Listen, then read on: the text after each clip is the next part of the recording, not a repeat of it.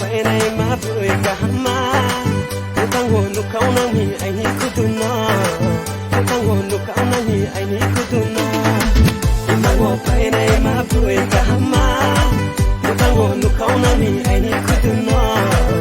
thang hồn lúc khâu nang hi anh hi kutuna Hãy subscribe cho kênh Ghiền Mì Gõ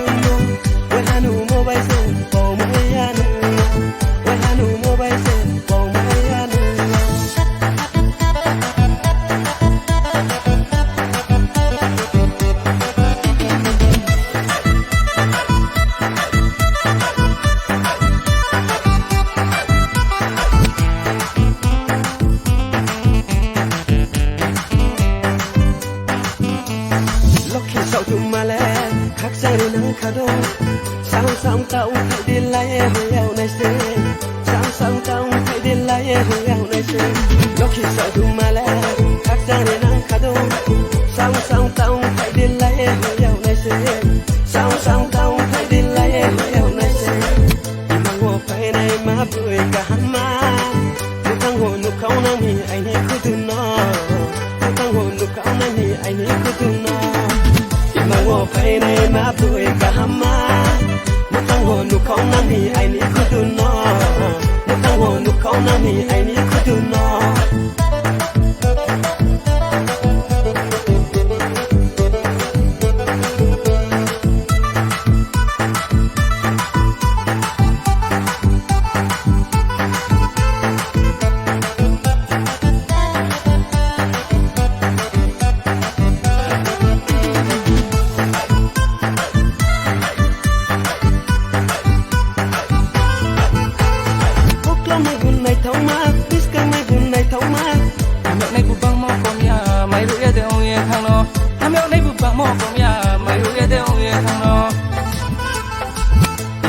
phải này mà vui cả mà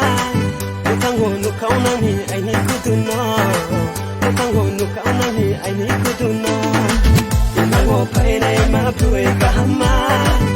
thằng hồn lúc khâu nang hi anh hi kutuna thằng hồn lúc khâu nang hi anh hi kutuna thằng hồn lúc khâu nang hi anh hi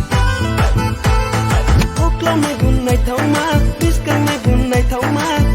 mẹ này bu bang mo kom ya mai ru ya de ong ye thang no mẹ này bu bang mo kom ya mai ru ya de ong ye thang no mang hồ phải này mà vui cả mà thang hồ nụ khâu nang hi anh hi kutuna thang hồ nụ khâu nang hi anh hi kutuna mang hồ phải này mà vui cả mà thang hồ nụ khâu nang hi anh hi kutuna